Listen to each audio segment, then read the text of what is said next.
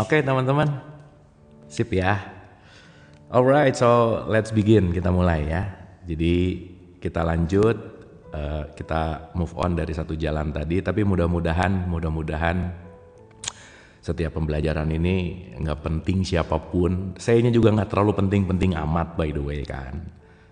Tapi kita punya satu jalan, satu menuju cinta gitu. Ya, kan asik ya kalau gitu ya, nggak usah berantem gitu. Dah. Oke teman-teman yang baru join, kita akan deep dive, kita akan kita akan menyelam gitu tentang letting go. Kita akan masuk menuju kepada letting go lagi, lebih dalam lagi. Kita masuk ke, sebenarnya masih di bab 2 teman-teman. Cuman bab 2 ini sekarang kita udah masuk ke tentang peristiwa kehidupan dan emosi gitu. Gitu ya. Jadi kita masuk ke peristiwa kehidupan dan emosi anyway. Oke, teman-teman siap? Ya, enjoy, santai, relax. Karena pembelajaran yang paling asik tuh kalau kita emang lagi relax dan lagi bahagia sih. Oke ya. Jadi let's enjoy. Oke, kita mulai ya. Peristiwa kehidupan dan emosi. Kemarin kita udah bahas tentang perasaan dan stres. Ingat, manas kita, pikiran, perasaan dan emosi itu sesuatu yang penting untuk kita kontrol. Oke, dan kita tahu bahwa pikiran dan fakta itu yang dalam tanda petik itu selalu netral, tetapi perasaan yang nempel di situ yang bahaya. So, waspadalah terhadap perasaan kita, karena perasaan ini bisa jadi subjektif gitu. Akhirnya kita mengerti bahwa bukan orang lain yang membuat kita sedih, tapi sedihnya udah ada. Gitu ya. Yang di dalam kita selalu merefleksikan yang di luar. Jadi kalau teman-teman lagi bete, semua gak asik. Teman-teman lagi sedih, semua gak asik. Tapi teman-teman lagi happy, semua happy. Jadi sekali lagi, apa yang di luar terrefleksi dari dalam. Jadi kalau mau merubah di luar, rubahlah di dalam. Kenapa? Karena the law of expression itu adalah hukum yang namanya refleksi gitu. Masih ingat pembahasan kita tentang kesadaran layar dan kesadaran proyektor ya? Bahwa setiap layar itu tergantung dari proyeksinya. Maka kalau kita memberikan nilai itu buruk, bukan itu yang buruk, aku menilai itu buruk. Kalau kita mengatakan itu tidak baik, bukan itu yang tidak baik, aku menilai itu tidak baik. Gitu. Ya, jadi sesuatu yang di luar diri kita, itu tergantung dari apa yang di dalam gitu. Gitu ya. Oke. Peristiwa kehidupan dan emosi. Pikiran seringkali tidak menyadari penyebab-penyebab emosi dan menggunakan mekanisme proyeksi untuk mencari penyebabnya.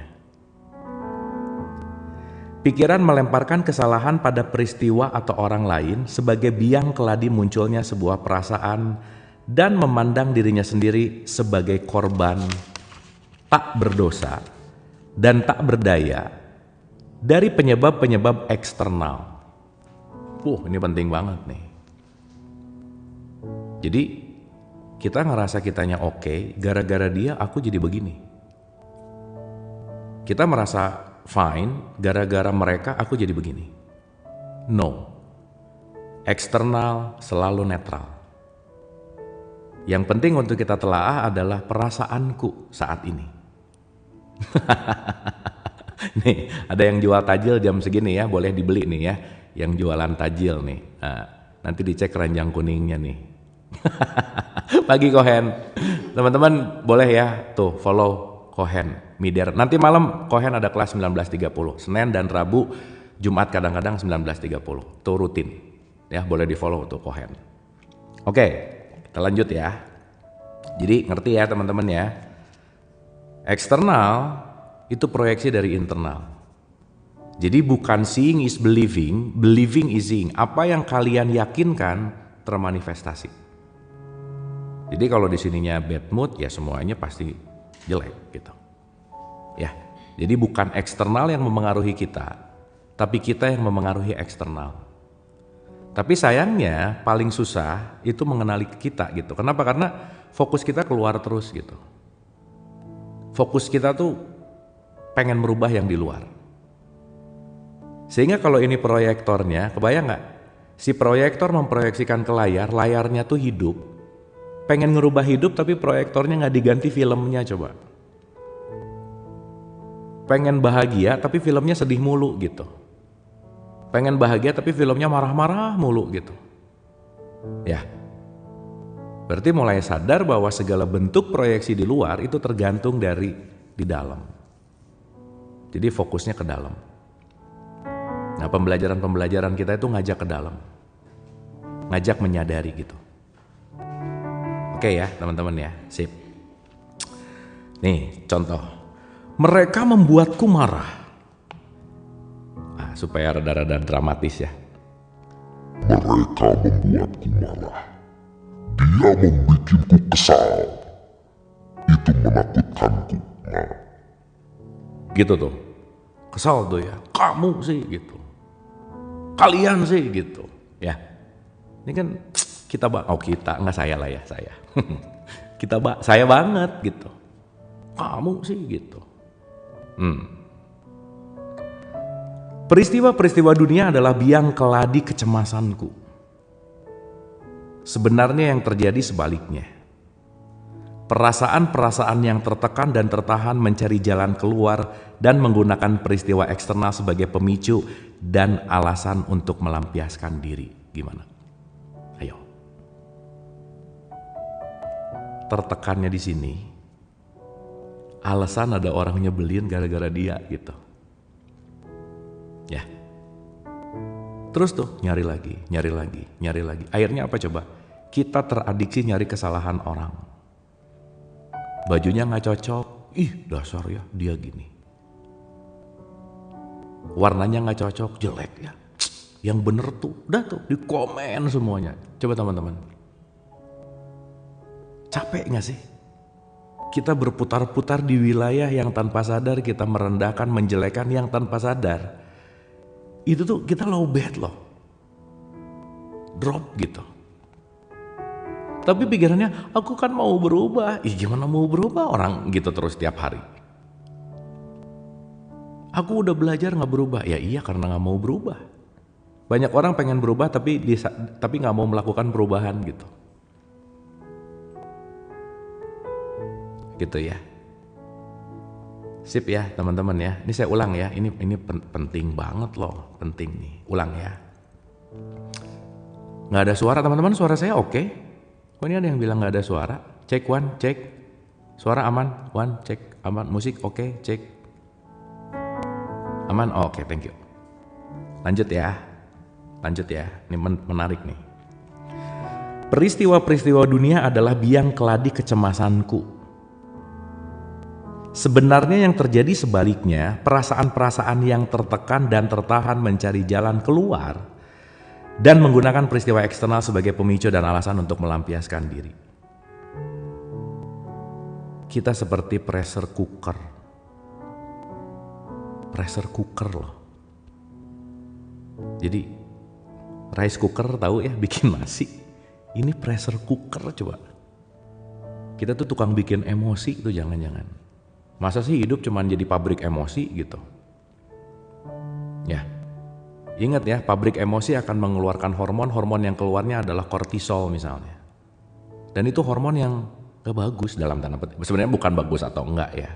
Kalau gak seimbang tuh gak bagus gitu. Dan gak sadar loh teman-teman, ketika kita marah dan benci, kita menikmati loh. Berarti ketika kita marah dan benci, kita menikmati kehancuran diri kita. Benar gak? Dan gak mau berubah lagi. Tanpa sadar semakin tergerogoti, akhirnya sakit aja fisiknya. Gitu. Nah sekarang kan berarti intinya adalah kita sayang sama diri kita gak sih gitu. Gimana kita akan membuat orang lain sayang sama kita sementara kita gak sayang sama diri kita sendiri, coba. Dan kita selalu menyangka bahwa akan ada orang yang menyelamatkanku. Gak ada teman-teman. Tidak akan ada yang menyelamatkan kita kecuali kita mau menyelamatkan diri sendiri. Oke? Iya. Saya pokoknya nggak mau bosen ya teman-teman untuk selalu bilang jangan pernah nyimpen remote control happiness kita ke orang lain. Masa sih happy-nya aku gara-gara kamu gitu? Kalau kamu nggak gitu aku nggak happy. Sip ya. Berarti nggak akan ada perubahan kalau nggak ada perubahan pola pikir, kesadaran. Ayo dong kita belajar, terbuka.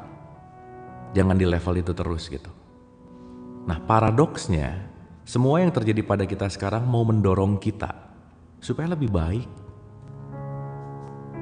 Jadi ketika kita ini ngeselin banget, di balik itu, terima kasih yang mengesalkan karena engkau aku mau belajar. Nah sama kayak gini kan kalian malas baca nih, saya bacain. Saya terdorong untuk ini apa? Karena saya mengalami peristiwa yang gak enak. Setelah saya ngerti, saya ada keinginan teman-teman ini loh. Pengalaman saya ketika begini, ini loh. Kan itu bisa jadi cerita, betul gak? Kita bersahabat, kita berteman untuk saling belajar, kan asik gitu loh. Yang akhirnya kita punya momen untuk berbagi gitu teman-teman. Kan ini berbagi dalam yang saya selalu sampaikan gitu ya. Bahasa yang datang dari hati akan menyentuh hati. Jadi ketika tersentuh hatinya, terbuka kesadarannya. Dan kita ini semuanya kan hanya untuk saling melengkapi gitu loh. Makanya kita dijadikan berbeda untuk menyatu. Jadi satu jalan tadi tuh. Kalau gak perlu amat benci, gak usah lah. Gitu. Ya, dan itu latihan anyway. Ya, kita seperti pressure cooker yang siap melepaskan uap ketika muncul peluang untuk melakukannya. Jadi di dalam ya udah tahu kue putu ya teman-teman ya. Nggak tahu di zaman saya tuh kue putu tuh selalu khas gitu ya. Kalau si mang-mangnya lewat gitu, itu suaranya lah kue putu nih. Begitu si katupnya kebuka, wush gitu loh. Ya, kue putu apa ya? Ngerti lah ya maksudnya ya. Ya gitulah, kue yang pokoknya dikukus lah gitu kira-kira. Ya kue putu gitu yang suka bunyi gitu kan. Begitu dibuka, wush gitu. Kue cucu ya boleh, mau putu mau cucu bebas ya, mau aki bebas. Gitu kira-kira ya. Jadi jangan kayak kue putu gitu.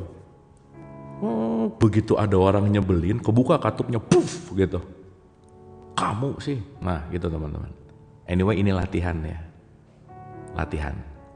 Tina kali minyak bener kan?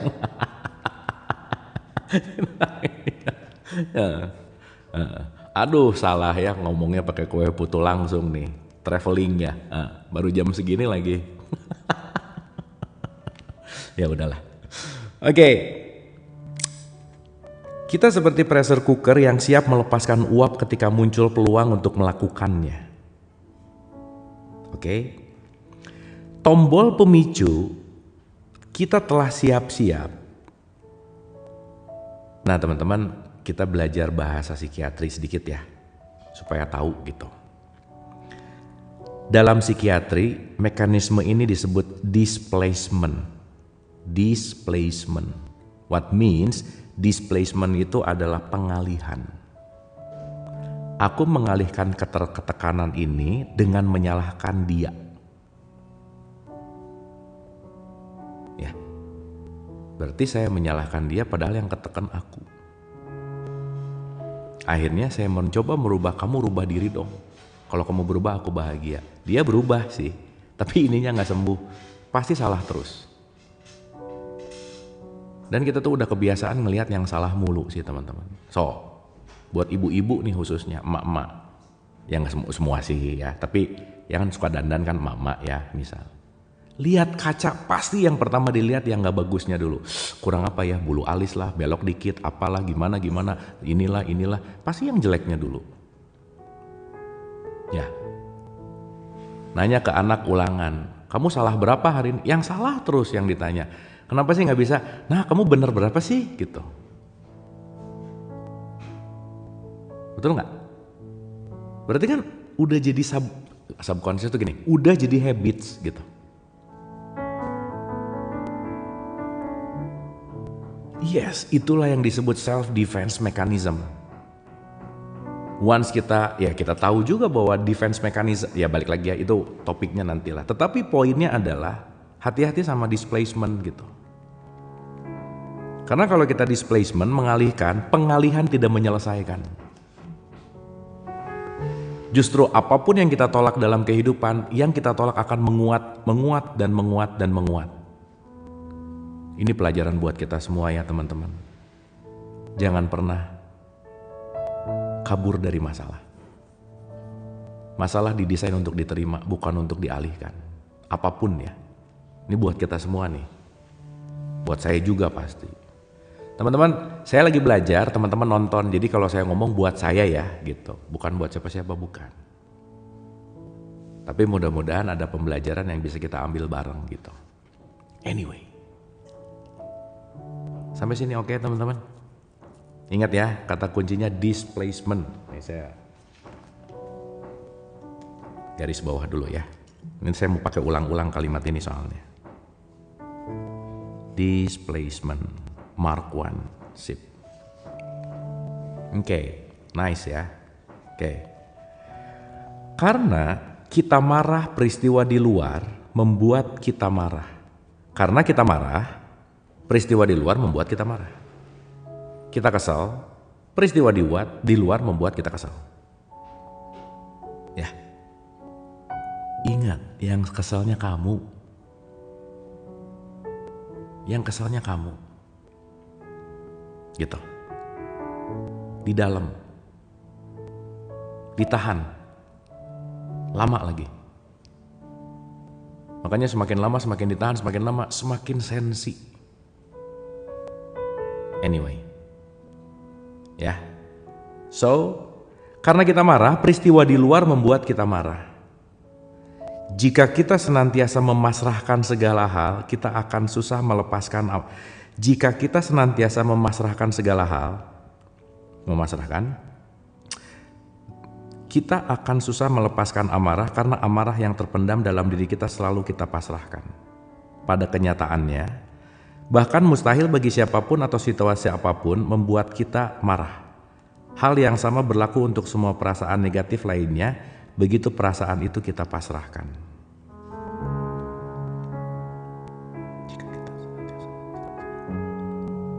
Yes. Dapat ya? Jadi intinya adalah ikhlas tuh bukan gak ngapa-ngapain gitu loh teman-teman. Sabar adalah proses bagaimana kita melepaskan perasaan. Proses loh. Proses. Jadi sabar tuh bukan diem, bukan. Makanya sekarang kata-kata sabar itu menjadi toxic positivity teman-teman. Anyway ya. Kalau teman-teman kalian lagi marah, lagi bete, lagi benci, jangan disebut sabar ya. Dia pasti makin marah. Karena pengertian sabar sekarang tuh udah terima aja, udah gak. Bukan. Tetapi sabar itu adalah proses terus-menerus mengendalikan perasaan. Jadi kasaran kata, kamu kendaliin perasaan dong. Nah tapi si sabar ini dalam tanda petik di sini udah ada diem, nggak ngapa-ngapain, apatis, pokoknya terima aja. Bukan itu. Sabar itu dinamis. Makanya, maaf ya ini saya selalu ulang-ulang agak kasar. Makanya sabar sama tolol tuh beda tipis. Aku tuh sabar tuh dipukulin 5 tahun diem. Itu mah bukan sabar, tolol namanya.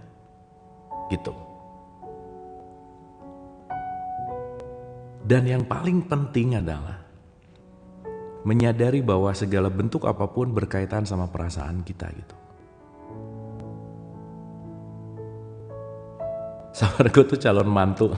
Semoga calon mantunya namanya sabar juga punya sifat sabar ya.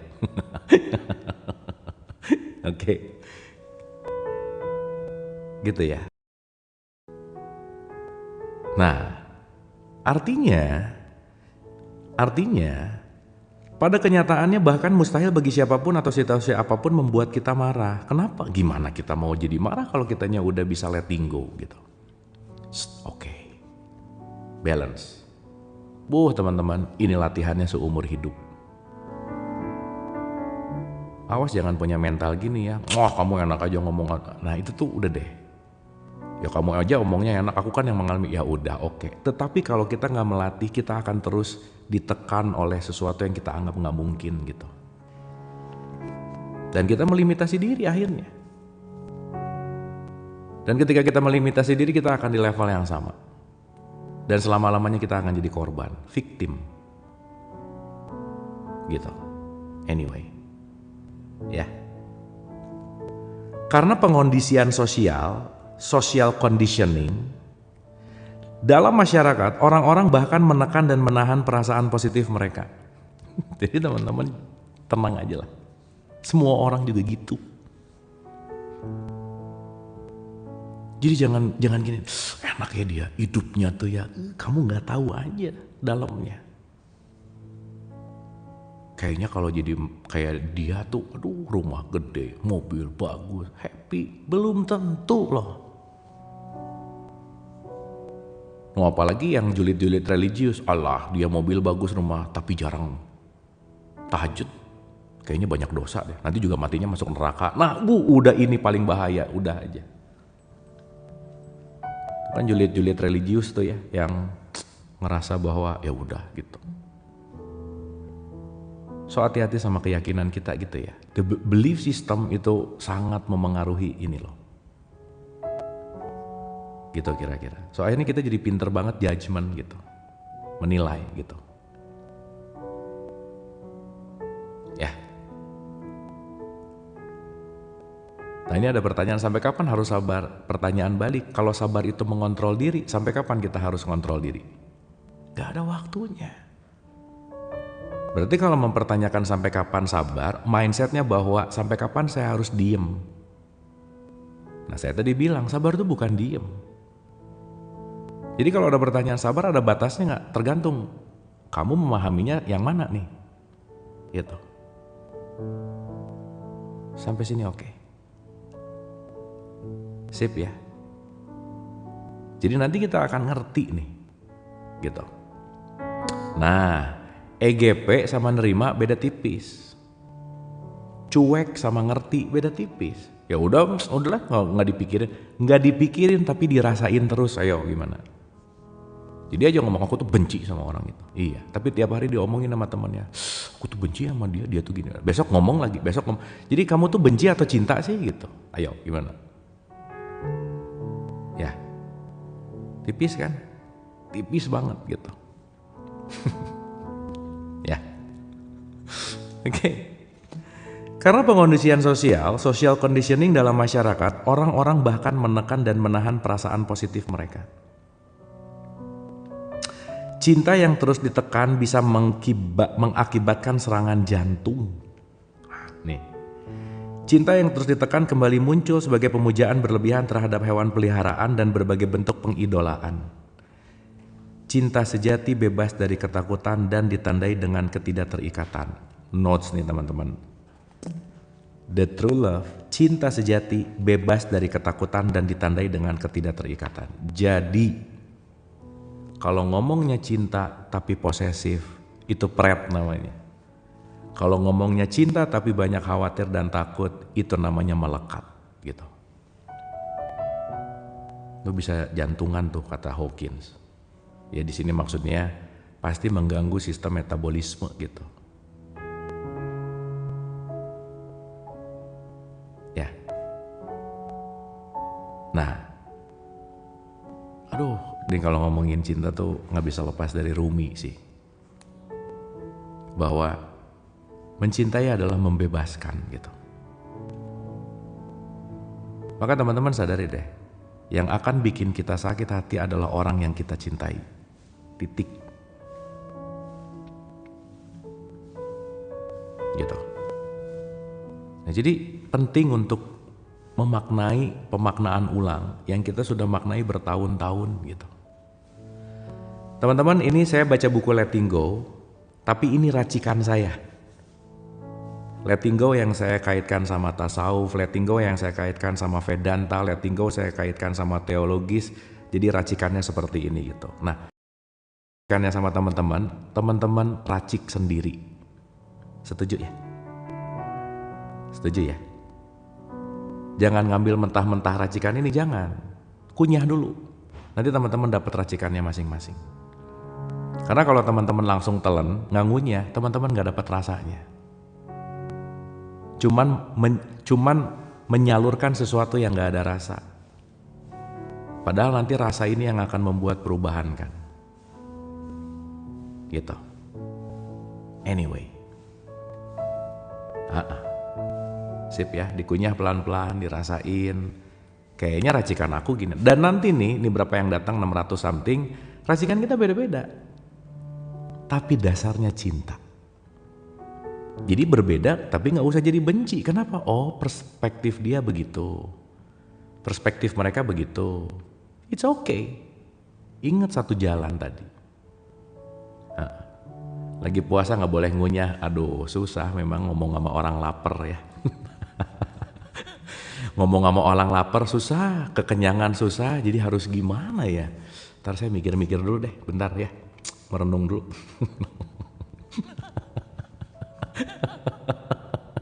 Saya pernah diundang, Kang, yang terbaik kalau kultum sebelum puasa, sebelum buka sesudah. Sebelum buka kan pada lapar Kang, jadi nggak konsen. Kalau habis buka kekenyangan, jadi nggak konsen kan. Akhirnya nggak jadi acaranya gitu. Saking pusing, mau sebelum atau sesudah. Udah mending nggak usah lah, gitu kira-kira. Ya, nggak ngaruh gitu. Jadi kultum-kultum sekarang sebelum buka puasa tuh gimmick ya, nggak penting-penting amat gitu. Ya, gitu ceritanya. Karena yang dengarnya juga nggak dengar amat sih gitu. Formalitas bener.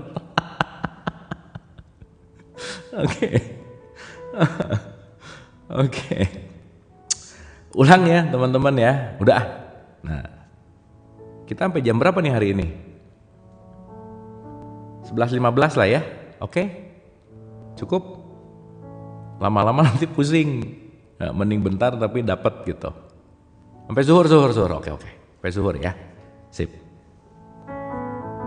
Oh, nanti ribut lagi zuhur waktu mana Kak? Waktu Papua atau waktu Malaysia? Oh, pusing. Udahlah nggak usah pusing. Udah lanjut aja dulu ya.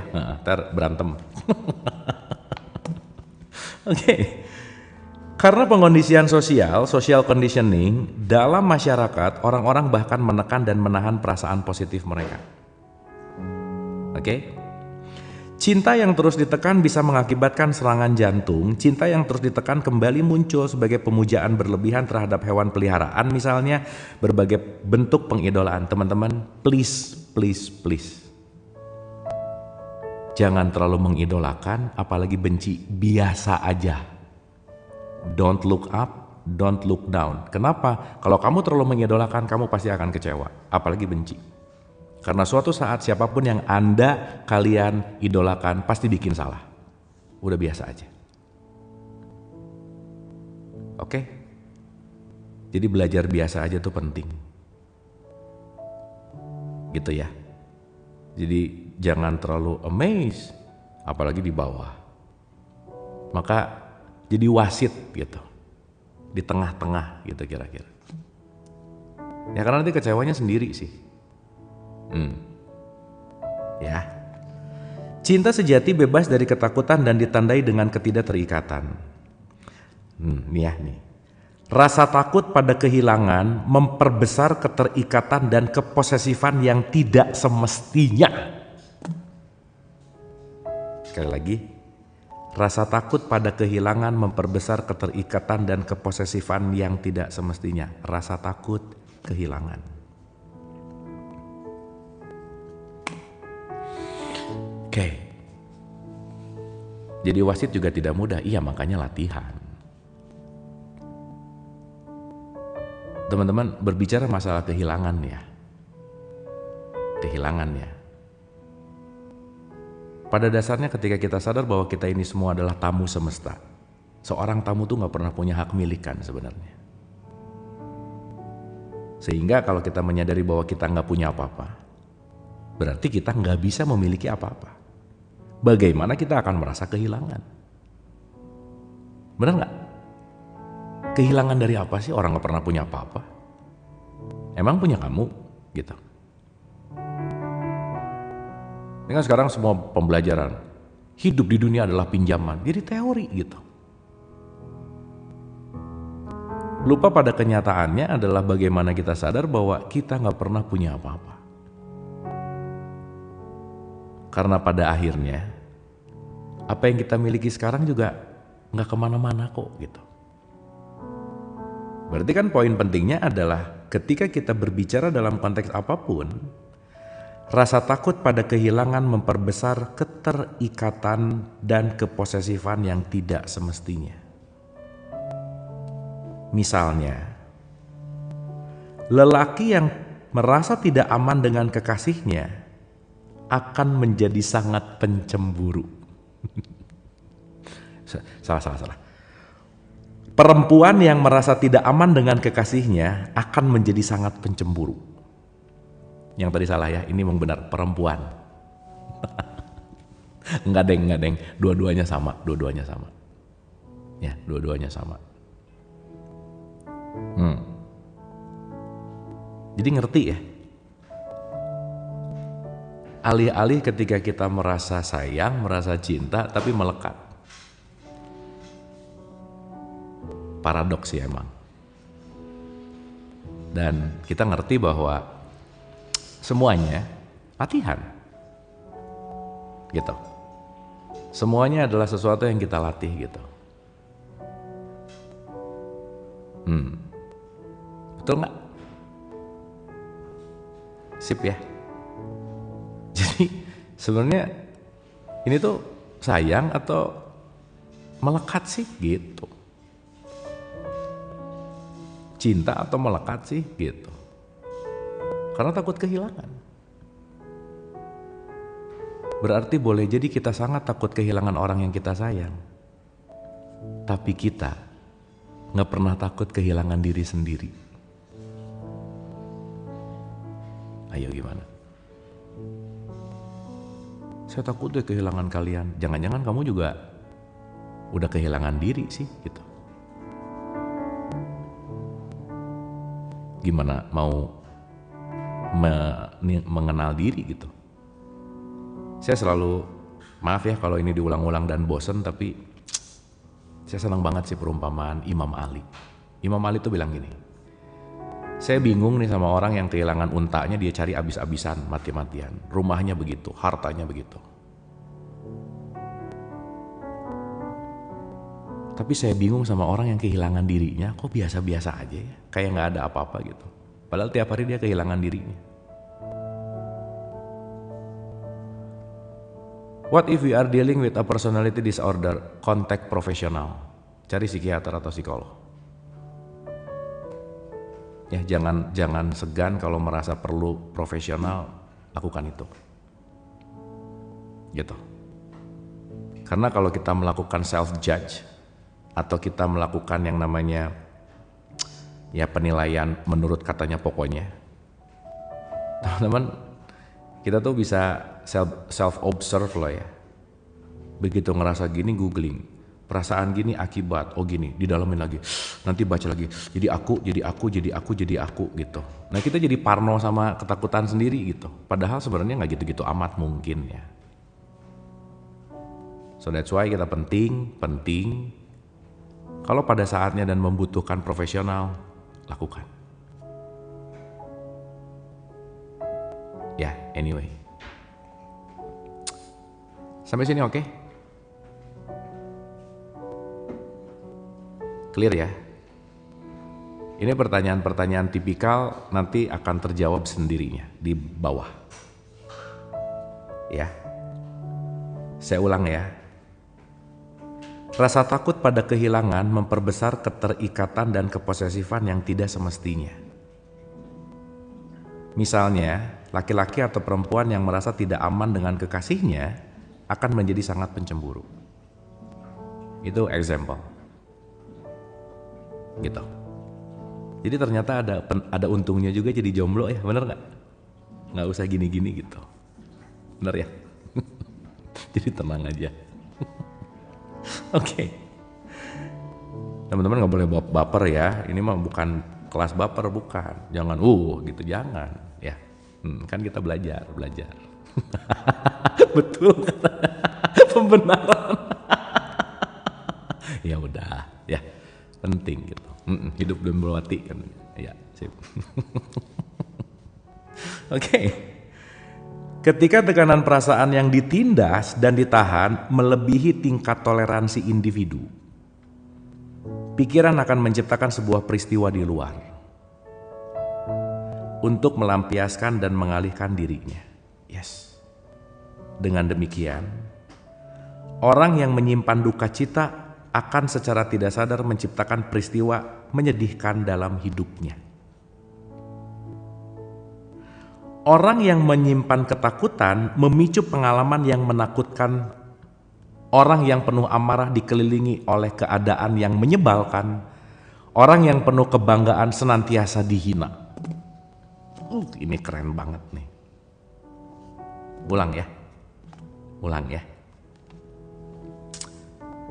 aja teman-teman. Ini kalau kita mulai ngerti kenapa aku dihina karena aku yang mengundang, kenapa aku dibully karena aku yang mengundang, kenapa aku begini karena aku yang mengundang. Kitalah pengundang semua yang datang. Susah sih diterima, tapi realitasnya begitu.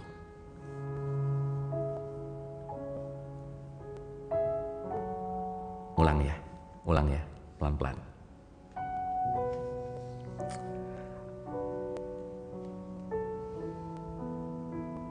Dengan demikian, orang yang menyimpan duka cita akan secara tidak sadar menciptakan peristiwa-peristiwa menyedihkan dalam hidupnya.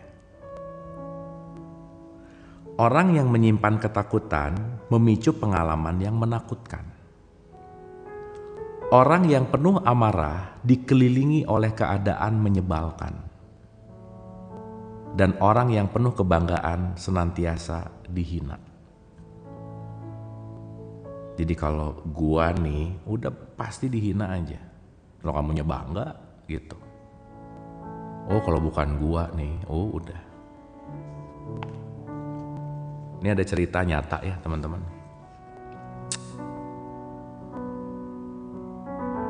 Ada orang baru belajar dan dia pengen mengaplikasikan kebaikan. Begitu ketemu lagi jalan ada pengemis kayaknya kelaparan, dia kasih nasi bungkus. Push. Mantap, baik, nyaman, dah. Gitu. Tapi kalau si kebanggaan itu nanti bisik-bisik, hebat lo ya. Dia akan ngomong. Ke temannya begitu selesai dia ngomong, tadi gua ngasih orang makan nasi bungkus. Iya. Kalau bukan gua yang ngasih nih, mati tuh dia. Nah, balik lagi. Ada itu tuh, kalau bukan gua nih, gitu. Kalau bukan gua nih, gitu.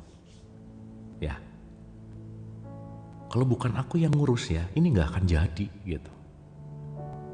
Kalau bukan aku yang ngajarin gak pada bisa gitu. Nah, itu salah satu contoh kebanggaan yang pasti kita akan banyak hinaan-hinaan sih gitu. Katanya, alhamdulillahirabbil alamin, segala puji hanya milik Allah. Ini kan bahasa basi ya. Pujian hanya milik Allah, tapi begitu kita nolong, orangnya gak bilang makasih, marah gimana? Ayo. Ya. Jadi tanpa sadar. Ulang ya sekali lagi ya. Dengan demikian orang yang menyimpan duka cita akan secara tidak sadar menciptakan peristiwa menyedihkan dalam hidupnya. Orang yang menyimpan ketakutan memicu pengalaman yang menakutkan. Orang yang penuh amarah dikelilingi oleh keadaan yang menyebalkan. Dan orang yang penuh kebanggaan senantiasa dihina. Yes. Gitu. Kang Abu izin tanya caranya ngadepin orang yang bilang kalau saya ini sesat, bilang aja emang gitu, udah beres ya, selesai. Kan berbeda, nggak apa-apa. Karena begitu nanti ada ngomong, ih kamu tuh salah paham, bukan salah paham, beda paham. Udah, emang berbeda nggak boleh? Emang harus sama? Kan enggak. Bener nggak?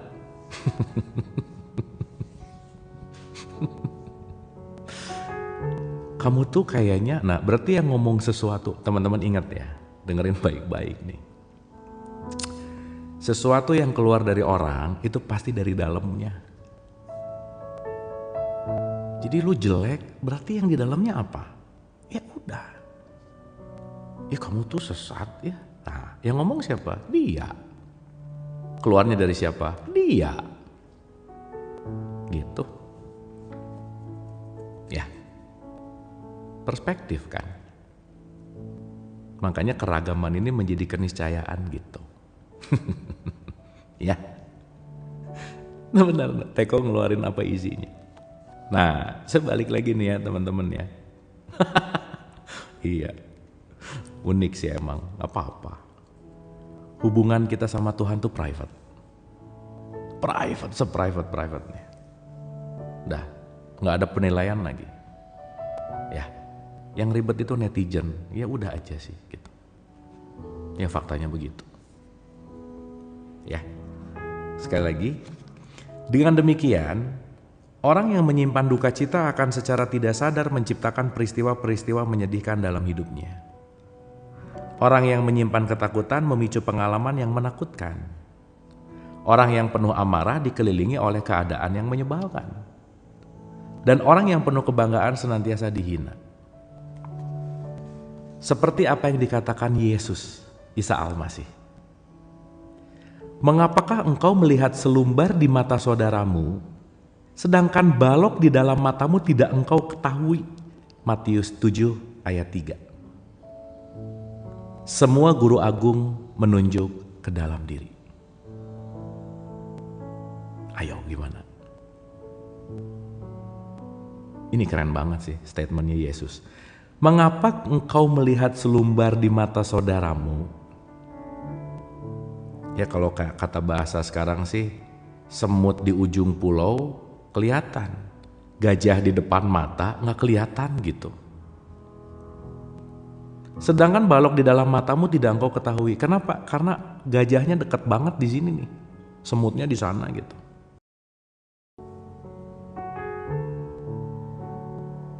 Gitu ya kira-kira. Segala sesuatu di alam semesta memancarkan vibrasi. Nah, mulai nih kita masuk ke vibrasi ya. Semakin tinggi vibrasi, semakin besar kekuatan yang dimilikinya. Karena emosi pun energi, ia pun memancarkan vibrasi. Vibrasi emosional ini berdampak pada medan energi tubuh dan efeknya bisa dilihat, dirasakan, dan diukur.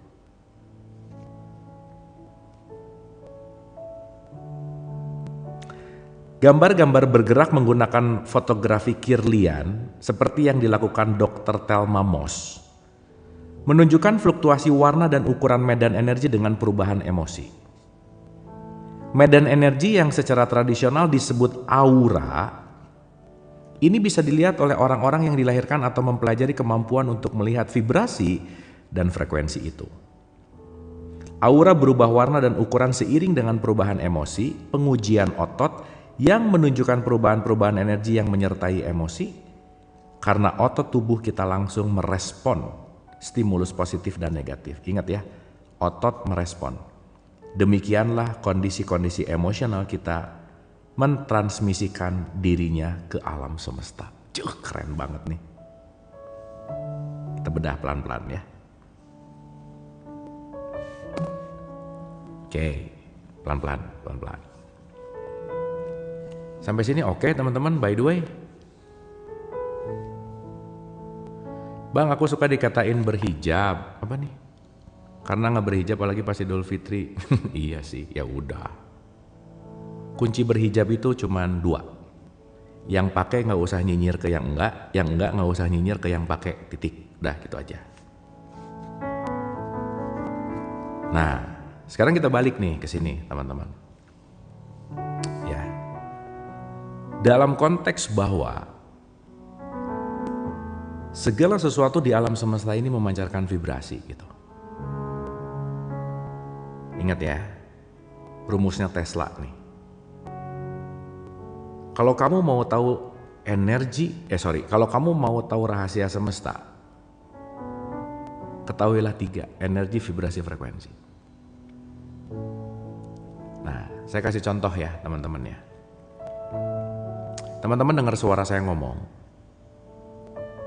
Kalau teman-teman mendengarkan vibrasinya, teman-teman tidak terkecoh oleh kata-katanya. Maka jangan tertipu oleh kata-kata, karena sebenarnya yang kita dengarkan adalah vibrasinya. Maka kalau kita peka terhadap vibrasi, kita nggak akan ketipu sama kata-kata manis. Dan kita tidak akan mudah menjudge buruk ketika kata-katanya nggak cocok, karena kita memikirkan orang ini ngomongnya nggak benar, tar dulu. Tapi coba cek vibrasinya deh. Jangan-jangan mungkin keluar kata-kata yang kita anggap busuk, kita anggap loh ya, tapi bobot vibrasinya jangan-jangan oke. Teman-teman kerasa lah pasti. Sok teman-teman ngerasa nggak? Kalau orang-orang suci ya, guru-guru hebat, aduh teman-teman, nggak usah ngomong, keberadaannya aja udah ngademin gitu loh. Udah feel safe gitu. Udah ngerasa nyaman aja. Hadirnya dia tuh, aduh gitu loh. Pernah nggak ngerasain gitu? Nah itu kan kalau kita ngomongin tentang konteks beriman ya, dikit ya. Iman itu mengamankan. Jadi keimanan itu nanti kaitannya sama vibrasi sih. Jadi salah satu simple ya, ini simple aja mau ngecek kita berimannya oke atau enggak. Keberadaan kita tuh akan mengakibatkan lingkungan seperti apa sih gitu. Ini general ya teman-teman ya, general yang gampang aja. Kalau seseorang datang ke satu community atau ke satu lingkungan atau ke satu kumpulan dan kehadirannya dia mengademkan, menenangkan dan menaikkan si rasa enaknya, itu kemungkinan beriman. Tapi teman-teman pernah nggak begitu ngelihat orang ini begitu, ya dia lagi gitu, pernah gitu nggak? Nah datangnya dia jadi dia sih, nah gitu tuh. Nah coba kita renungin kita yang mana gitu. Ya. Ya. Terus jangan-jangan jadi judgement, lingkungannya toksik, padahal yang toksik lu gitu, aku gitu. Ya aku tuh lingkungan aku toksik, orangnya gini. Nah lupa bahwa jangan-jangan kita yang membawa ketoksikan di lingkungan itu gitu. Ya teman-teman ya. Sip ya. Oke. Jadi aware terhadap itu. Pikiran tidak memiliki dimensi atau ukuran dan tidak terbatas dalam ruang. Karena itu, pikiran mentransmisikan kondisi dasarnya melalui energi vibrasi yang tidak terbatas jangkauannya.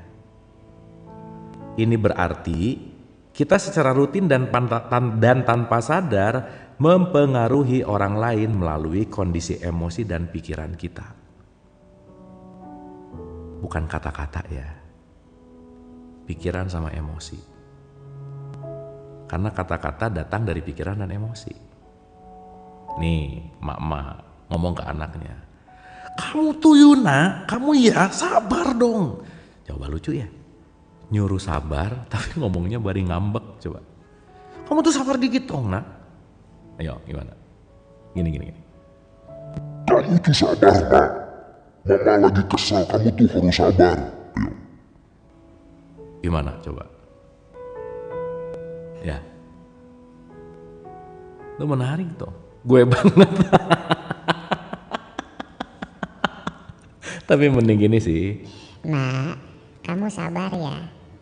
Karena kalau kamu gak sabar nanti kamu sedih terus. Jadi kamu sabar aja ya. Nah gitu. Gitu. Beda loh. Bener gak? Itu kan vibrasi nih. Aku banget. Ya. Aduh udah deh teman-teman, kita tuh banyak tertipu sama ilusi sih sebenarnya. Dan itu sangat menarik gitu. Anyway. Tuh prakteknya susah ya. Iya tuh, kalau nggak dipraktekin susah, pasti. Dan sampai kapan mau ngomong terus praktek susah? Belajar lagi setahun depan, prakteknya tapi susah. Iya, belajar lagi 2 tahun, prakteknya susah. Belajarnya udah 5 tahun, tapi nggak jadi gitu. Ya, itu menarik sih, mindset gitu. Oke ya, teman-teman ya. Oh, ini ada pertanyaan bagus, saya jawabnya barengan aja, ini mirip nih. Energi itu nggak pernah fix di tempat tertentu. Jadi kalau lagi di atas terima, lagi di bawah juga terima. Teman-teman kalau lagi harus marah ya marah aja. Tapi cari tempat marah yang menguntungkan. Marahnya jadi nyapu, bersih-bersih, olahraga, gitu. Daripada marahnya mukul-mukul, coba. Cari pelepasan energi marah ke tempat yang konstruktif. Nge-gym, bikin sambal, benar. Boxing, jogging, benar.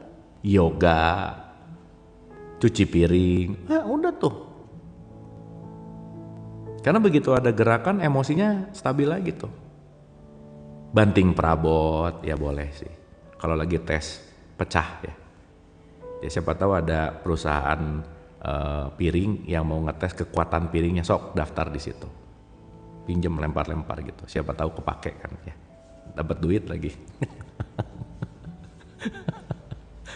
Nge-rap boleh, ngerepotin. Duh, ini orang rapper ya.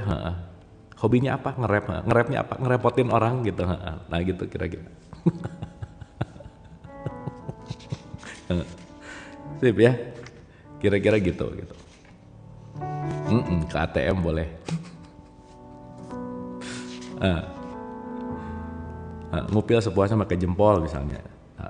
Udah giliran contoh gini pada pinter lah semua ya, udah pada tahu lah, bagus nih. Berarti udah ada peningkatan ya, bagus. Sok manjat pohon boleh lah. Oke ya teman-teman ya. Pikiran tidak memiliki dimensi atau ukuran dan tidak terbatas dalam ruang. Karena itu, pikiran mentransmisikan kondisi dasarnya melalui energi vibrasi yang tidak terbatas jangkauannya.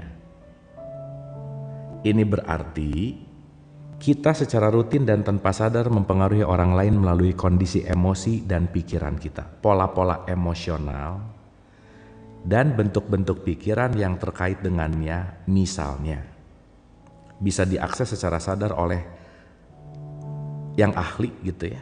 Pada jarak yang sangat jauh, kita bisa ngerasain, ibunya bisa ngerasain anaknya sedih meskipun dia lagi ngekos di kota lain misalnya. Duh, ini si kakak kayaknya lagi sedih deh.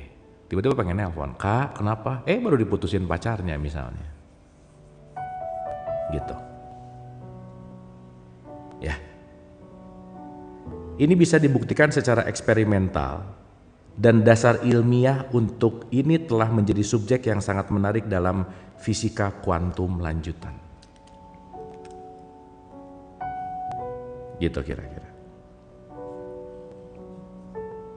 Jadi teman-teman, kita nanti makin menyadari kita tuh terkoneksi satu sama lain gitu. Anyway. Oke ya teman-teman ya.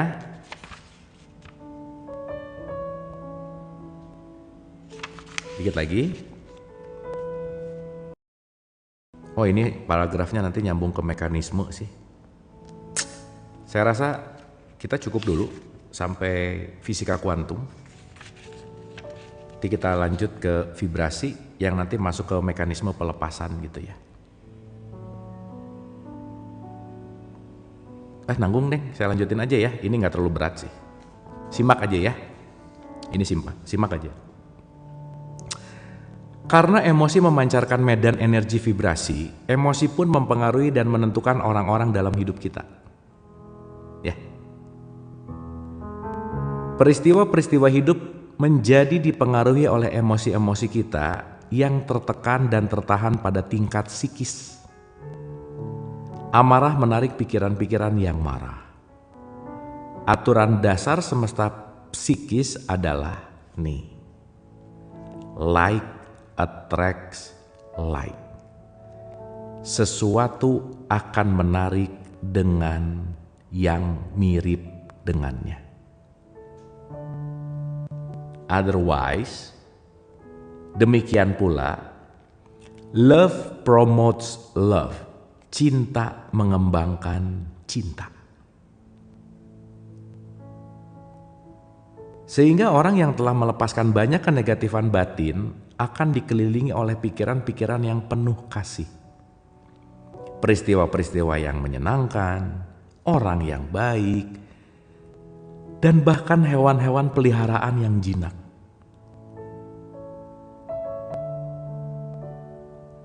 Fenomena ini menjelaskan banyak ungkapan kuno dan perkataan umum yang kadang membingungkan intelek seperti yang kaya makin kaya, yang miskin makin miskin. Dan mereka yang mempunyai akan mendapatkan. Oleh karenanya, sebagai aturan umum, orang-orang yang apatis membawa energi kemiskinan ke dalam hidup mereka. Aku mah apa? Susah. Nggak bisa. Dah aja. Siapa yang mau merubah orang kayak gini? Nggak ada. Kecuali dirinya sendiri. Dan mereka yang optimis, yang memiliki kesadaran akan kemakmuran, membawa keberlimpahan ke dalam diri mereka, ke dalam hidup mereka. Karena semua makhluk hidup terkoneksi pada tingkat energi vibrasi, kondisi emosi dasar kita akan memancar keluar dan direspon oleh semua bentuk kehidupan di sekitar kita. Jamak di hewan bisa secara instan membaca kondisi emosi dasar seseorang. Ada beberapa eksperimen yang menunjukkan bahwa bahkan pertumbuhan bakteri dipengaruhi oleh emosi manusia dan bahwa tanaman mencatatkan reaksi-reaksi terukur terhadap keadaan emosi kita. Teman-teman, dalam diam kita memancarkan vibrasi. Dalam diam kita memancarkan frekuensi. Jadi apa yang datang ke kita selalu berbalik, apa yang datang ke kita selalu diundang, apa yang datang ke kita selalu tergantung dari apa yang kita rasakan per saat ini. Jadi poinnya adalah perubahan tidak pernah datang dari eksternal, tapi dari sini. Ketika kita mau merubah siapapun di luar, berarti saya merubah apapun yang di dalam. So, nunggu apa lagi? Kalau kita nggak action. Yang jangan-jangan kalau ngomongin olahraga misalnya, aku mau diet, aku mau exercise, terlalu banyak meneliti yoga gini, iya, kayaknya nggak cocok, maraton nggak cocok, nge-gym nggak oke, ini semua gitu. Akhirnya nggak jadi aja, ya. Maka sebaik-baik olahraga adalah olahraga yang disempatkan, mau apapun itu. Buku banyak sih, ya, dipilah-pilah. Tapi pertanyaannya, meluangkan waktu untuk mengalaminya nggak? Itu intinya. Nah, so teman-teman, this is letting go. Chapter berapa saya lupa ya, tapi yang penting kita udah mulai masuk bab 2 gitu. Ya, semoga kita konsisten belajar bareng untuk beresin buku. Ya, daripada bacot nggak jelas ya. Mending beresin buku, bener nggak? Supaya saya belajar, teman-teman belajar, kita sama-sama bertumbuh bersama. Tapi ingat, ini letting go racikannya saya. Teman-teman kunyah, teman-teman racik sendiri, teman-teman alami sendiri, dan teman-teman nanti punya caranya sendiri anyway. Oke teman-teman, sedikit yang udah nonton dari tadi awal, dapat pelajaran apa hari ini? Boleh ditulis di komen. Ayo, apa yang didapetin pelajarannya hari ini? Apapun ya, karena kita pasti beda-beda dapatnya. Lebih lega, mantap.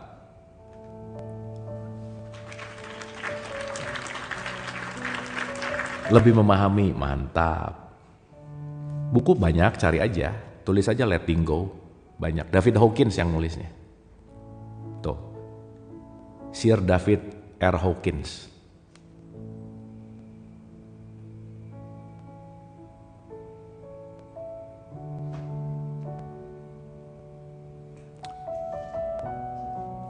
Oh iya, kalau mau di capture boleh ya teman-teman nih. Kalau saya sama muka sayanya juga boleh. Nih.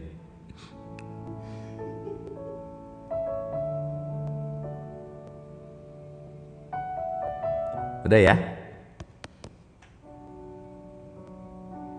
Clear ya teman-teman ya? Sip. Nggak usah dipaksain karena bukan apa ya. Kita akan dapat, ini 702 orang yang hadir ya, pasti punya 702 perasaan yang beda, pengalaman yang beda dari buku yang sama. Jadi, udah saya dapatnya ini nggak apa-apa. Duh, saya dapatnya cuma 1 titik dari ribuan kata. It's okay anyway. Namanya David Hawkins. David R. Hawkins. Ini juga yang nulis Power Force, teman-teman. Baca 2 kali juga beda hasilnya. That's it. Bener banget. Live lagi kapan? Nanti sore jam 16.00. Ya, nanti sore jam 16.00. Jam 6. Tapi teman-teman, saya tuh live sore tuh kan karena bukber ya. Jadi materinya tuh itu lagi gitu. Takut pada bosan, tapi nggak apa-apa lah saya live-in ya. Karena kadang-kadang materinya sama gitu, yang audiensnya nanya, Kang puasa tuh gimana sih? Itu lagi gitu. Tapi mudah-mudahan nggak bosan ya. Biar pinter, mantap. Sip. Daripada baca sendiri enak dibacain. Nah ini tipikal malas nih ya.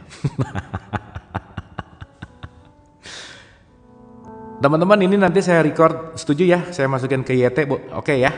Nanti saya download dulu. Kan udah berapa pertemuannya berarti. Tapi saya upload gelondongan aja ya, nggak usah diedit kali ya, seapa adanya aja gitu ya. Karena kalau live gini diedit jadi nggak asik gitu.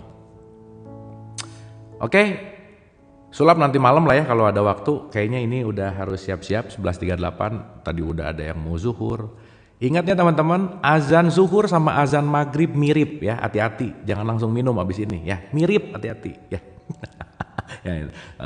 Jokes klasik tuh, tapi hati-hati aja pokoknya. Anyway, terima kasih.